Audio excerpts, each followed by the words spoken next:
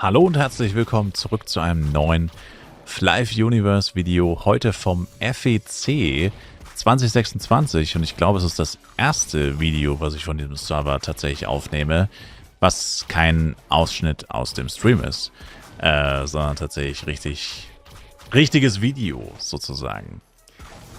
Genau, und heute wollte ich vor allem darüber reden, was haben wir schon erreicht bis jetzt, beziehungsweise wie sieht aktuell mein Equipment aus. Und dann kommt natürlich auch immer wieder die Frage nach den Zielen, nach den Plänen, nach den Vorgehensweisen, welches Equipment und so weiter und so fort. Und darauf will ich natürlich auch ein bisschen eingehen. Genau. Also zuallererst, was haben wir? Bloody X plus 10, aktuell mit einem Crit Damage, 2 STR. Bloody X plus 8, auch mit einem Crit Damage. Beide haben 4 Sockel. Habt ihr vielleicht gestern gesehen. Sockel Upgrade. Karten, wie jemand richtig angemerkt hat. Er hat nicht gesehen, dass ich Karten in die Waffen gemacht habe. Ist richtig. Habe ich auch nicht gemacht, weil ich habe keine Karten. Bin gerade am Dungeon farmen. Die Karten kommen dann noch. Genau. Ja, meine Ringe oft verwechselt. Schubrin und Dexion. Also ich trage tatsächlich Schubrin-Ringe. Warum? Weil die einfach nice sind. 4 STR, 4 Dex, 4 STA. Bringen also insgesamt 12 Stats, die mir was bringen. 4 Int sind wertloser als Blade, aber ja, trotzdem 12 Stats pro Ring ist gleich 24. Gibt halt ein bisschen mehr als Dexion oder Strente, nur halt verteilt auf 3 Werte statt nur 1 Wert. Ist aber in vielen Situationen echt hilfreich, ein kleines bisschen mehr AP zu haben. Die Decks bringen mir tatsächlich 1% Crit-Rate und trotzdem habe ich noch 8 STR. Also ich finde es einfach eine ganz gute Kombo. Wäre natürlich deutlich nicer, wenn das ein Meteofi oder Meteor wäre. Alles Stats plus 10 oder alles Stats plus 20. Aber ich war leider noch nicht so glücklich, dass ich einen von den beiden gedroppt hätte. Und ja, deswegen habe ich da jetzt auch nicht wirklich Lust, sehr viel Geld dafür auszugeben. Deswegen bleibt das jetzt erstmal so. Dann habe ich mir auch recht neu noch, das habe ich erst vorgestern gemacht, habe ich mir 2 Demols plus 15 tatsächlich gekauft. Warum ich das gemacht habe, ganz einfach, weil ich jetzt aktuell noch nicht upgraden möchte. Und tatsächlich wird geupgradeter Schmuck oft zu günstig verkauft. Also ich habe jetzt für diese beiden Demos 8 Millionen Penya zu viel gezahlt. Denn ich habe einfach über flive-calculators.com, richtig hilfreiche Website, die von einem Community-Member erstellt wurde. Also von der Flive-Community, nicht von unserer Community, von der Flive-Community wurde die erstellt. Und da kann man sich halt ausrechnen lassen, du gibst den Preis von A-Product ein und dann kannst du dir halt mit den Wahrscheinlichkeiten ausrechnen lassen, was hätte es dich gekostet, Demols plus 15 zu machen. Und da kam halt Betrag XY raus und ich habe die halt für 8 Mio teurer gekauft, als es selber gekostet hätte, aber mit Upgrade-Event. Und das ist der springende Punkt. Jetzt aktuell haben wir kein Upgrade-Event. Das heißt, wenn ich jetzt 2 Demols plus 15 gemacht hätte, und ich meine, wenn du es spätestens zweimal machst, wirst du wahrscheinlich ein bisschen, oder wirst du höchstwahrscheinlich in der Nähe des Erwartungswertes sein. Und ohne Schmuck-Upgrade-Event, nur mit dem FEC-Bonus, wäre es viel teurer gewesen, die selber zu machen, als sie zu kaufen. Und deswegen habe ich einfach kurzerhand entschieden, scheiß auf die 8 Mio, also 16 Mio insgesamt, also nicht mal 2 A-Products. Scheiß drauf, ich kaufe die einfach. Und jetzt habe ich schon eine solide Basis. Also erstens ist mein Damage jetzt dadurch nochmal ein kleines bisschen besser geworden, weil mein Damage ist echt nicht gut. Aber dadurch ist er jetzt ein kleines bisschen besser zumindest geworden. Und wenn ich jetzt genügend Fragmente zusammen hätte und immer noch kein Schmuck-Upgrade-Event starten würde, hätte ich trotzdem Schmuck plus 15, den ich kaputt machen könnte für Dust, also für Juwelenstaub, um mir dann daraus einen Ultimate-Ohrring zu machen. Also wenn ich habe aktuell 160 Fragmente, 360 kostet das günstigste, ein günstigste ist ein Ohrring. Also wenn ich jetzt 360 Fragmente hätte, fehlen noch 200, dann könnte ich jetzt einen der Ohrringe einfach kaputt machen und gegen einen Ultimate-Ohrring eintauschen, der nochmal knapp 150 Zusatzschaden mehr hat. Und dann bin ich nicht so ganz so abhängig vom Schmuck-Upgrade-Event. Das war so mein Gedanke dahinter. Genau. Dann habe ich Form-Set plus 8 selber geupgradet, 16% ATK. Alle Teile sind gestattet. Helm mit 2 STR, 2 Dex. Die Suit mit 2 Dex. Die Gowns mit 3 STR und die Boots mit 1 STR und 3 Dex. Also ziemlich nice Stattungen overall. Einige Bonus-Stats. Unterm Strich macht das natürlich kaum einen Unterschied. Aber ich finde immer gestattete Set-Teile ganz cool. Vor allem als Free-to-Play-Spieler, dass man sich da noch den einen oder anderen Stat zusätzlich holt, weil man halt eh schon nicht das beste Equipment hat und so. Dann, ja, kann man es ja machen. Dann Dex Cloak und leider noch nichts mit Blessing of the Demon, also einfach nur das 8% Speedset, was jeder gratis vom Frühlingspunkte-Event bekommen kann oder konnte. Also falls ihr es euch noch nicht geholt habt, gratis 8% Speedset, permanent, ja. Taste U, Frühlingspunkte und für 50 Punkte eintauschen. Das Event geht noch bis 14. Mai. Genau, das ist so mein Equipment. Dann habe ich noch den 8% Angel. Und das war's. Also wirklich nichts Weltbewegendes, aber es reicht, um über die Runden zu kommen, beziehungsweise ja alles machen zu können. Also ich kann Red Meteo farmen, Meteo, Clockworks, ich kann Dungeons farmen. Also ich kann im Endeffekt einfach alles machen. Dafür reicht das Equipment mit Power-Ups zum Glück gerade noch so. Genau, ja, das zum aktuellen Stand. Dann ist vielleicht einigen Leuten jetzt schon aufgefallen, ich level deutlich weniger als letztes Jahr. Ja, ich habe es dieses Jahr einfach ein bisschen anders eingegangen. Man muss ja auch immer wieder was Neues ausprobieren, trotzdem, auch wenn man schon so lange spielt. Ich habe dieses Jahr einfach relativ schnell gemerkt, okay, die Level-Konkurrenz ist wirklich brutal. Also der FEC 26 fühlt sich bisher wirklich an wie der vollste Server, auf dem ich jemals gespielt habe.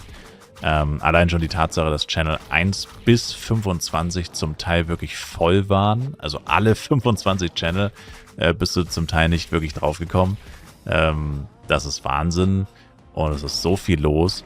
Und ich finde, beim Level Reach hat man es auch extrem gemerkt, weil letztes Jahr war ich beim Level Reach richtig gut dabei. Nicht nur als Free-to-Play-Spieler, sondern auch als Jester Free-to-Play. Und das lag halt daran, dass ich Leveln priorisiert habe und auch spezifisch habe ich gesagt, ich will die Level Reach Belohnungen alle mitnehmen, weil ich halt erkannt habe letztes Jahr, ich kann es schaffen. Wenn ich einfach weiter level, kriege ich die alle.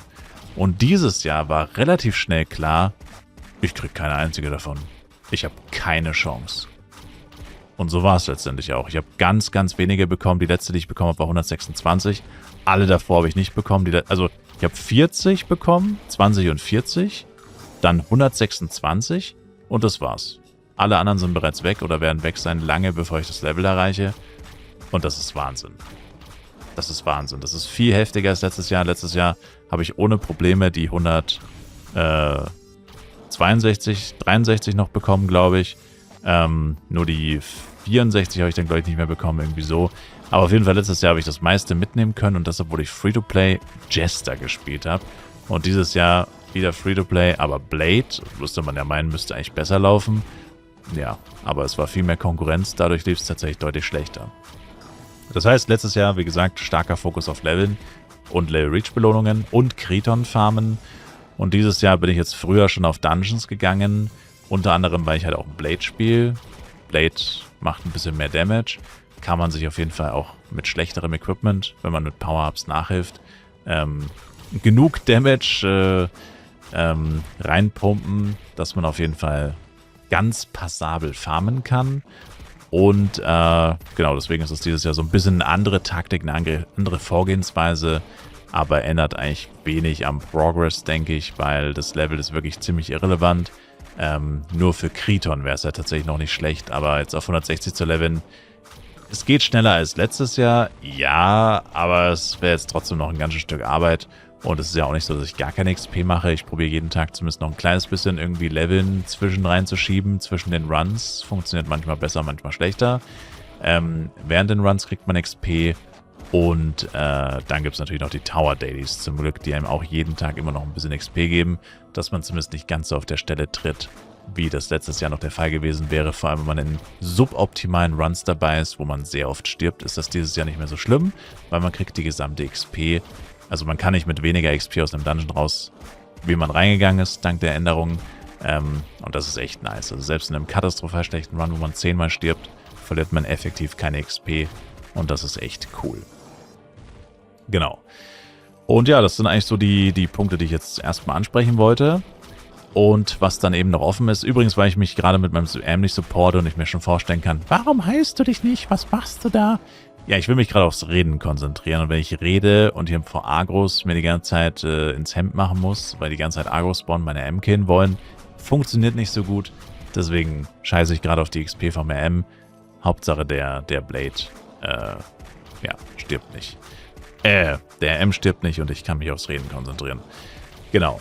Und ja, dann die Zukunft. Also was jetzt oft auch schon kam, die Frage nach 150er Equipment, kommt jetzt die letzten Tage immer wieder, wie da der Plan ist und so weiter. Also ich muss ganz ehrlich sagen, es ist halt echt schwierig, weil das 150er Equipment ist ja nicht mehr das beste Equipment. Und deswegen fällt es mir persönlich deutlich schwerer. Vielen Leuten geht es anscheinend anders, aber mir persönlich fällt es deutlich schwerer, mich fürs 150er Set oder Equipment generell aktiv zu entscheiden und da wirklich die Entscheidung zu treffen, auch wirklich Geld reinzustecken mit zum Beispiel 28% und so weiter.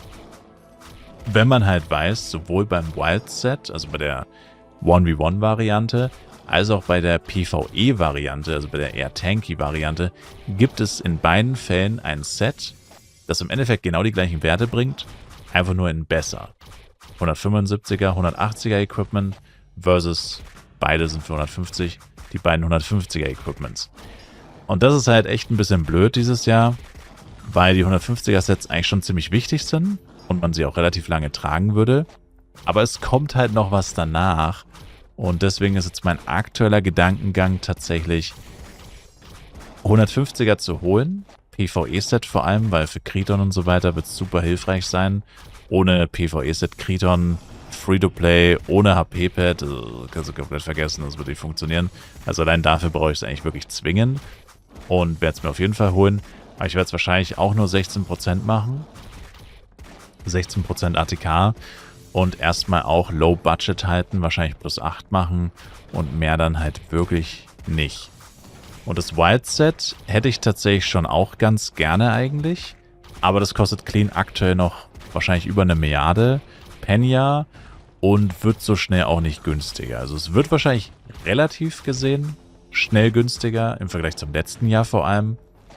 Aber es wird halt jetzt nicht schnell günstig. Also bis ich es mir hole oder holen würde, realistisch gesehen, würden wahrscheinlich mindestens noch 1-2 Wochen vergehen. Bis es auf jeden Fall unter 1 Milliarde ist, das komplette Set. Hoffentlich sogar noch deutlich weniger. Also so, keine Ahnung, maximal 2000 F-Coin umgerechnet vielleicht 3000 oder so. Also ich hoffe schon, dass es wirklich schnell günstiger wird. Und dann würde ich es mir vielleicht holen. Wenn das nicht passiert, dann werde ich es mir wahrscheinlich auch nicht holen, weil dann, ja, denke ich, investiere ich lieber weiter in A-Products, in Schmuck und so weiter, um da halt, wenn ein Upgrade-Event kommt, auf jeden Fall mir meinen Ultimate-Schmuck holen zu können. Und das sind im Endeffekt so die näheren Pläne. Und dann kommt natürlich auch immer die Frage, was sind die Ziele für den gesamten FEC? Also was ist nicht das Ziel jetzt heute oder morgen oder nächste Woche, sondern was ist der Plan fürs Ende? Womit willst du den Server verlassen? Und ganz ehrlich, ich weiß, solche Sachen glaubt mir mal keiner, aber ich bin wirklich so, ich weiß es nicht. Es ist mir ehrlich gesagt auch ziemlich egal. Ich spiele einfach jeden Tag, ich grinde, weil es mir Spaß macht und so. Und mit was ich am Ende den Server verlasse, kann ich ja gar nicht beeinflussen, weil das sind erstens noch 6 Monate, 5 bis 6 Monate, Ende Oktober quasi. Und bis dahin vergeht noch so viel Zeit und alles ist im Endeffekt davon abhängig, was droppe ich. Was droppe ich heute, was droppe ich morgen, wie viel Geld bekomme ich noch und so weiter. Das kann ich ja gar nicht beeinflussen. Und davon hängt aber alles ab. Und das heißt natürlich, das Endziel wäre quasi doppelte Butchers Carnage, alles in Gold. Aber werde ich das auch erreichen oder ist das realistisch, das zu erreichen? Ich habe keine Ahnung. Ich weiß es nicht. Wie soll ich das auch wissen? Meine persönliche Prediction, habe ich jetzt schon mehrfach im Stream gesagt, die werde ich auch nicht mehr ändern, ist, dass eine Butchers Carnage unter 10.000 F-Coin wert sein wird, während diesem Server. Hier habt ihr es zuerst gehört. Also, ich weiß es nicht. Ist nur meine persönliche Prediction. Anku droppt verdammt gut. Es werden jeden Tag Behemoth-Waffen in Shout gepostet, obwohl erst relativ wenige Leute Behemoth farmen. Ist schon mal ein sehr gutes Signal auf jeden Fall, dass da gut was gedroppt wird. Und ja, das wäre natürlich das Ziel, einen richtig geil ausgerüsteten Blade zu haben. Aber wie gesagt, letztendlich, ich kann es nicht beeinflussen. Theoretisch, wenn jetzt unser geiler Drop, den wir hatten, die Lusakas Crystal Eggs, falls ihr es noch nicht gesehen habt, wenn das jetzt das Ende vom Lied war, wenn jetzt gar nichts mehr kommen sollte, ich meine, extrem unwahrscheinlich, aber möglich ist es, dass das jetzt alles war, dass damit das Glück aufgebraucht war, wäre möglich. Und wenn dann halt wirklich gar nichts mehr kommt, kann es sein, dass selbst wenn Butcher's Carnage unter 10.000 F-Coin fallen, dass ich sie mir trotzdem nicht leisten kann oder dass ich mir nur eine leisten kann, weil man muss ja auch noch upgraden. Ne? Ich meine, wir reden hier von einer cleanen Waffe. Da ist natürlich 10k F-Coin jetzt eigentlich auch wieder gar nicht so günstig, weil du musst ja die Waffe noch Ultimate machen und dann geht es bis Ultimate plus 10 theoretisch und so weiter. Also die Kosten, die dann noch mit da rumkommen und Rerollen und so weiter. Wer sich das schon mal angetan hat, den Spaß, weiß, wie unfassbar viel Geld man da reinpumpen kann in so eine Waffe. Also wir reden hier nur von der cleanen Waffe und das dann mal 2. Also wir sind ja noch weit davon entfernt, irgendwas davon zu erreichen. Also alles davon scheint unfassbar weit entfernt zu sein. Und deswegen mache ich keine Pläne für in 5 Monaten, sondern ich plane ehrlich gesagt nicht mal den nächsten Tag. Ich habe keine Ahnung, was genau ich morgen machen werde, weil ich einfach so bin. Und weil ich persönlich auch einfach gemerkt habe, wenn man sich zu viel Gedanken macht und dann kommt irgendwas nicht so, wie man es geplant hat oder so, dann ist man die ganze Zeit nur angefressen und das hilft dann eigentlich keinem weiter. Das hilft dir selber nicht weiter. Du bist die ganze Zeit angefressen und alle anderen Leute merken, dass du angefressen bist und sind dann auch angefressen. Und das ist irgendwie nicht so produktiv. Also da bin ich doch lieber so, ich lasse mich überraschen, ich lasse es auf mich zukommen und am Ende des Tages kann ich es ja eh nicht ändern. Wie gesagt, wenn jetzt morgen noch ein Lusaka's Crystal X kommt, dann kommt eine. Wenn die nächsten 5 Wochen keine mehr kommt, dann kommt halt keine mehr. Kann ich nicht ändern. Kann ich nicht beeinflussen. Ist unmöglich. Und deswegen die leider relativ langweilige Antwort. Aber ja, das Ziel wäre theoretisch das bestmögliche Equipment, aber eben das bestmögliche Equipment und nicht zwingend das beste Equipment. Und ja, das sind so die Gedanken dazu, zu meinem Blade aktuell auf FEC. Und ja, bin gespannt, wie es weitergeht auf jeden Fall. Alles Mögliche, wie es jetzt mit den Events läuft. 4. Anniversary kommt diese Woche. Ja, ich lasse es wie gesagt einfach auf mich zukommen. Und ich hoffe, ihr auch. Und auf jeden Fall wollte ich mich auch nochmal fett für den Support bedanken. Beim Sabaton, generell beim FEC. Schauen super viele Leute zu im Livestream. Und auch die Videos. Nicht alle, aber die meisten kriegen auch richtig gut Klicks. Also danke auf jeden Fall auch dafür. Und ja, ich bin weiterhin jeden Tag live am Start für euch. Twitch-Links in der Videobeschreibung. 24/7-Stream läuft jetzt aktuell auch der FEC 3, also vom letzten Jahr. Da kann man jetzt richtig gut vergleichen. Letztes Jahr versus dieses Jahr, Jester versus Blade. Also läuft jetzt gerade auf Twitch 24/7 den ganzen Tag. Kann man auch gerne mal reingucken, was wir letztes Jahr da alles so getrieben haben. Genau. Und ja, dann sage ich danke euch fürs Zuschauen. Ich würde mich sehr über ein Like, Kommentar, ein Abo von euch freuen. Und bis zum nächsten Mal mit Flive Universe. Und haut rein, macht's gut. Ciao, ciao.